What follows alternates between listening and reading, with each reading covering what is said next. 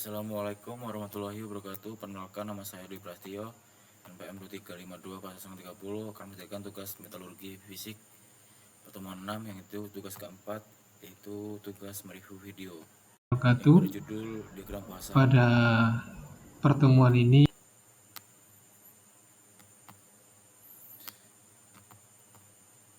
yang akan saya campurkan misal Susunan paduan atau alloy campuran bahan yang memiliki sifat-sifat logam terdiri dari dua atau lebih unsur.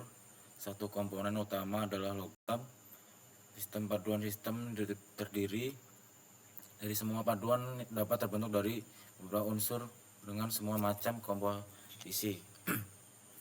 Paduan dapat diklasifikasikan menjadi menurut struktur, dan sistem paduan dapat diklasifikasikan menurut diagram keseimbangan (diagram fasanya). Perbedaan dari itu adalah bagian dari Susunan paduan yaitu paduan berupa susunan yang homogen atau campuran mixture. Selanjutnya, jika berupa susunan yang homogen, paduan akan terdiri dari satu fasa tunggal. Jika berupa campuran, paduan akan terdiri dari beberapa fasa atau fase.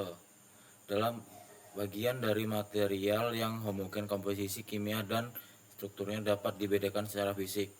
Bagian material dengan komposisi kimia berbeda dikatakan sebagai fasa yang berbeda, struktur latis. Juga membedakan suatu fasa dengan fasa lain. Dari material yang body center, walaupun komposisi kimia Contohnya logam yang memiliki sifat alotropi, misalnya setiap bentuk alotropinya adalah fasa tersendiri walaupun komposisi kimia dan keadaan fisiknya sama. Paduan dalam keadaan padat ada tiga kemungkinan macam fasa, yaitu sebagai logam murni, senyawa (kompon), dan larutan padat (solid solution). kimia dan keadaan fisiknya sama. Senyawa dengan larutan padatnya terdiri dari Paduan dalam keadaan padat jika homogen, maka ia hanya mungkin dapat berupa larutan padat atau berupa senyawa. Jika paduan itu merupakan mixture, maka ia dapat terdiri dari kombinasi dari fasa-fasa yang mungkin terjadi pada keadaan padat, mungkin berupa kombinasi dua logam murni atau dua larutan padat atau juga larutan padat senyawa tersebut. satu fase saja bisa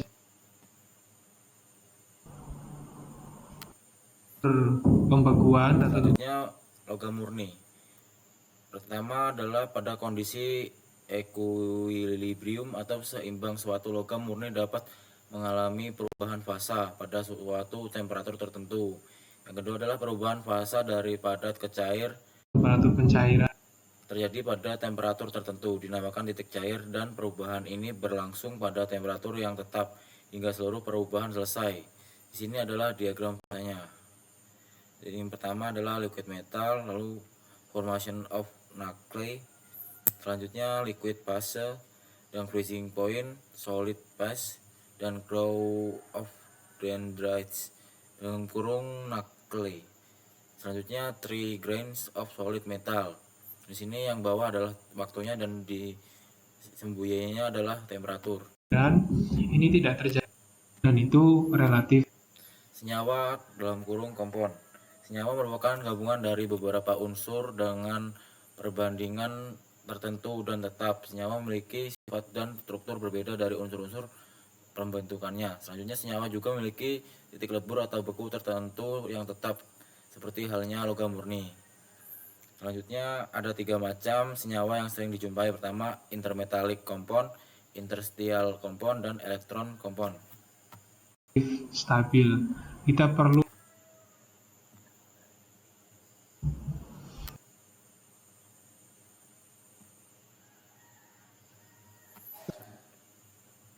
Senyawa (kompon). Intermetallic compound, ikatan ionik atau kovalen, sifatnya seperti non-metal, keuletan rendah dan konduktivitas listrik rendah. Struktur kristal kompleks Cas, Mg2Pb dan Mg2Sn dan Cu2Se. Transisi ini terbentuk dari Interstitial compound terbentuk dari logam-logam transisi seperti scandium, Sc, titanium dalam kurung Ti, dan natalum dalam kurung Ta, wolfram dalam kurung W, dan besi dalam kurung Fe dengan hidrogen dalam kurung H, oksigen dalam kurung O, karbon dalam kurung C, dan boron dan nitrogen N. Semua interstitial bersifat metalik. Titik leburnya tinggi dan sangat keras. Selanjutnya elektron compound terbentuk di antara logam-logam tembaga dalam kurung Cu, emas dalam kurung Au, dan perak dalam kurung Ag, besi dalam kurung Fe, dan nikel dalam kurung Ni, dengan logam-logam cadmium dalam kurung Cd dan magnesium dalam kurung Mg, timah putih dalam kurung Sn, dan seng dalam kurung Zn, aluminium dalam kurung Al. Senyawa ini logam-logam dengan komposisi kimia sedemikian rupa hingga mendekati perbandingan jumlah elektron valensi dengan jumlah atom tertentu. Senyawa ini sifatnya mendekati larutan padat, keurutan tinggi, dan kekerasan rendah. Contoh AgCd, AgZn, dan FeAi, dan AuMg. transisi.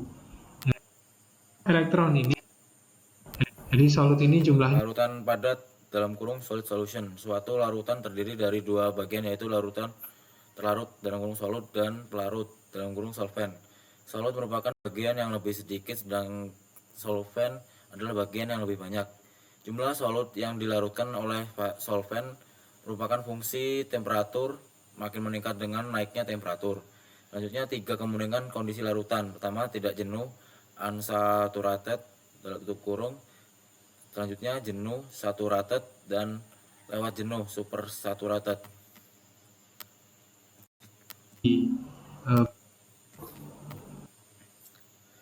Larutan padat dalam kurung solid solution dikatakan tidak jenuh apabila jumlah solut yang terlarut masih di bawah jumlah mampu dilarutkan oleh solvent pada temperatur dan tekanan yang dimaksud. Tentunya jika jumlah solut yang larut tepat mencapai batas kelarutannya dalam solvent dikatakan sebagai larutan jenuh. Larutan lewat jenuh apabila jumlah solut dan yang larut telah melampaui batas kelarutan pada temperatur dan tekanan tersebut. Selanjutnya dalam keadaan lewat jenuh, larutan berada dalam kondisi tidak equilibrium. Ia tidak stabil. tidak equilibrium atau tidak stabil, sehingga akan terbentuk sebuah endapan.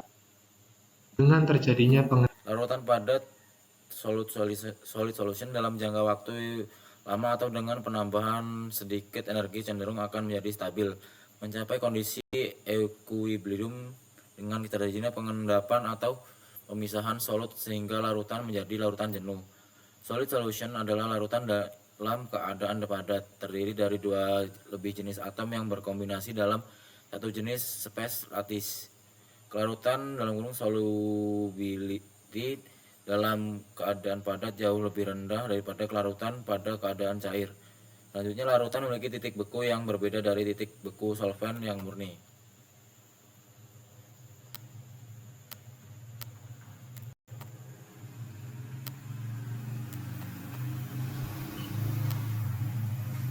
temperatur pembekuan.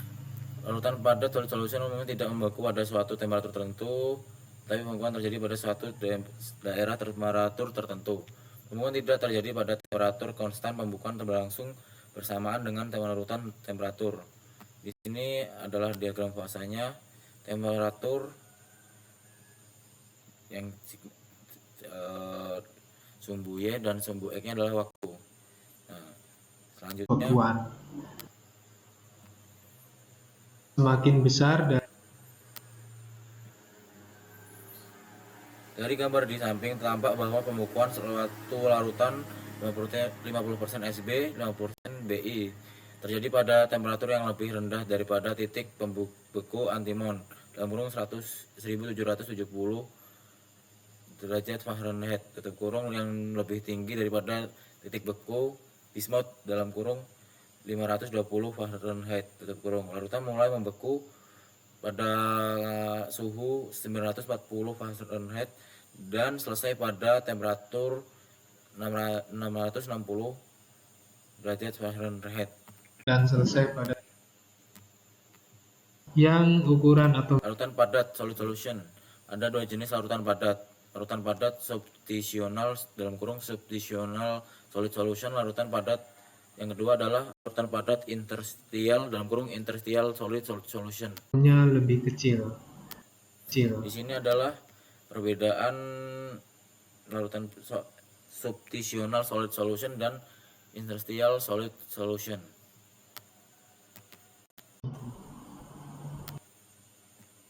Substitusional. Larutan padat substitusional. Atom solut menggantikan tempat atom solvent dalam struktur lattice solvent. Pada sistem paduan ada beberapa faktor yang mempengaruhi, yaitu crystal structure factor, yang kedua relative cis factor, yang ketiga adalah chemical affinity factor, dan keempat relative valence factor. Karena struktur kristal besi itu besar kelarutannya terjadi. Larutan padat substitusional. Yang pertama adalah kristal struktur faktor. Yang pertama, kelarutan padatan lengkap tidak akan terjadi apabila kedua unsurnya solut dan solvent. Struktur kristalnya tidak sama. Pada substitusional solid solution, keduanya unsurnya harus memiliki struktur kristal yang sama. Yang kedua adalah relative size factor. Akan mudah terbentuk larutan pada padat perbedaan diameter atom tidak terlalu besar, tidak melebihi 15%. Selanjutnya, jika melebihi 15%, maka kelarut padatannya akan sangat terbatas. Contoh, antimon dan bismut dapat saling melarutkan pada segala komposisi. Kelarut padatannya tidak terbatas karena perbedaan diameter atom hanya 7% dan struktur kristalnya sama rhombohedral. Kelarutan antimon dalam aluminium hanya 0,1% dengan perbedaan diameter 2%. Itu dikarenakan struktur kristal tidak sama. Kemudian yang kedua, affinity factor. Yang ketiga adalah chemical affinity factor. Makin besar chemical affinity dalam kurung daya ikat antara dua logam, maka makin kecil kemungkinannya membentuk suatu larutan padat. Makin besar chemical affinity dalam kurung daya ikat, cenderung membentuknya senyawa. Makin jauh jarak antara dua unsur dalam tabel periodik, maka besar chemical affinity antara keduanya. Yang keempat adalah relative valence factor. Logam bervalensi lebih rendah dapat menaruhkan lebih banyak logam bervalensi lebih tinggi dibanding sebaliknya. Contoh sistem paduan aluminium dan nikel. Struktur keduanya adalah FCC dengan relative size factor 14%. Aluminium bervalensi lebih tinggi kelarutannya dalam nikel mencapai 5%, tetap aluminium hanya mampu melarutkan 0,4%. Dengan FCC, perbedaan diameter larutnya. Larutan padat interstitial. Larutan padat ini terdapat bila atom berdiameter yang sangat kecil dapat menyasuk dan menyisip di rongga antar atom dalam struktur lattice dari solvent diameter atom yang besar. Karena celah rongga antara atom dalam suatu struktur lattice sangat kecil, maka hanya atom yang sangat kecil dengan radius kurang dari 1 angstrom yang dapat menyisip dan membentuk larutan padat interstitial. Selanjutnya, atom tersebut adalah hidrogen dalam kurung 0,46A tutup kurung, boron dalam kurung 0,97A tutup kurung, karbon 0,71A, dan oksigen 0,50A. Larutan padat interstitial biasanya mempunyai kelarut padatan sangat terbatas. Larutan padat interstitial mampu substitusional mempunyai struktur lattice yang terdistorsi di sekitar tempat solut atom. Kalau kita bicara ini tidak ada cacat. Di sini adalah distorsi ini mengganggu gerakannya dislokasi pada bidang slip, sehingga dengan adanya solut atom akan meningkatkan kekuatan suatu paduan. Ini merupakan salah satu dasar-dasar penguatan logam pemanduan. Tapi begitu ada yang dicampur dengan unsur lain, yaitu bentuknya kalau selanjutnya berbeda dengan senyawa ini, intermetalik dan interstitial larutan padat mudah dipisahkan atau diuraikan. Selanjutnya mencair pada daerah temperatur tertentu, sifatnya dipengaruhi sifat solvent dan volut, dan komposisinya dapat bervariasi sangat luas sehingga tidak dapat dinyatakan dengan suatu rumus kimia. larutan. Di sini adalah skema yang dapat dilihat bagaimana kemungkinan struktur suatu paduan. Dalam suatu paduan seringkali strukturnya merupakan kombinasi dari beberapa fasa. Pertama, alloy structure, homogeneous, single phase, solid solution, substitutional, interstitial, dan komponennya adalah intermediate, alloy pass, dan intermediate metallic, interstitial, dan elektron. Dan mixture several phase, any combination of solid phase, pure metal, solid solution, compound, intermediate, intermediate alloy. Diagram fasa adalah suatu grafik yang merupakan representasi tentang fasa-fasa dalam suatu material pada variasi temperatur, tekanan, dan komposisi. Pada umumnya diagram fasa dibangun pada keadaan keseimbangan. Kondisinya adalah pendinginan yang sangat lambat. Diagram ini dipakai untuk mengetahui dan memprediksi banyak aspek terhadap sifat material. Diagram keseimbangan fasa menyampaikan hubungan antara suhu dan komposisi serta jumlah fasa-fasa dalam keseimbangan. Mungkin saja Informasi penting yang dapat diperoleh dari diagram fasa adalah satu, memperlihatkan fasa-fasa terjadi pada perbedaan komposisi dan temperatur di bawah kondisi pendinginan yang sangat lambat. Yang kedua, mengindikasikan keseimbangan larut pada satu unsur atau senyawa pada unsur lain. Yang ketiga adalah mengindikasikan pengaruh temperatur di mana suatu paduan di bawah kondisi keseimbangan mulai membeku dan pada rentang temperatur tertentu pembukaan terjadi. Yang keempat adalah mengindikasikan temperatur di mana perbedaan fasa pada temperatur tertentu dan pada komposisi tahu dari diagram fase yang sangat lambat. Di sini adalah pembentukan diagram fasa. Pembentukan diagram fasa hubungan antara temperatur, komposisi, diplot mengetahui perubahan fasa yang terjadi. Dengan memvariasikan komposisi dari kedua unsur 0 dibagi 100% dan kemudian dipanaskan hingga mencair, setelah itu didinginkan dengan lambat, dalam kurung diukur oleh dilatometer dalam per atau kalometer dan tutup kurung, maka akan diperoleh kurva pendinginan. Gambar A. Perubahan komposisi akan merubah pola dari kurva pendinginan. Titik A, L1, L2, L3, dan C merupakan awal terjadinya pembekuan, dan B, S1, S2, dan S3, dan D merupakan akhir pembekuan. Gambar B, diagram keseimbangan fasa CUNI. Di sini adalah diagram fasanya, dan di sini adalah temperatur dan waktu. Di sini juga sama, simbol X-nya adalah waktu dan temperatur adalah simbol Y. Jadi liquidus itu awal pembekuan, kemudian dicatat tuh. Dan D, nanti Anda akan Liquid solid line, garis liquid menunjukkan temperatur terendah di mana logam dalam keadaan cair, atau temperatur di mana awal terjadinya pembekuan dari kondisi cair akibat proses pendinginan. Sering menjumpai Merupakan temperatur tertinggi suatu logam dalam keadaan padat, atau temperatur di mana masih terdapat fasa air.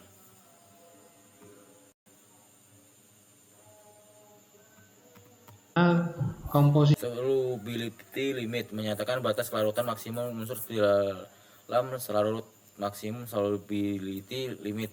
Di sini adalah diagram fasanya, di sini adalah temperatur, dan komposisinya adalah dalam kurung persen. Di sini liquid solution dalam kurung sirup, solubility atau limit liquid solution plus solid sugar. Dan di sini diagram sumbu Y-nya adalah temperatur, dan di sini komposisinya. Selanjutnya Salvus lainnya ini disebut diagram fase biner. paduan terdiri dari dua komponen yang dinamakan diagram biner, sedangkan yang terdiri dari tiga komponen disebut diagram terner. Dari tiga unsur itu ya tidak larut, diskusikan di forum. Sekian dari saya, jika ada salah kata saya mohon maaf. Saya akhiri, wassalamualaikum warahmatullahi wabarakatuh. Forum diskusi.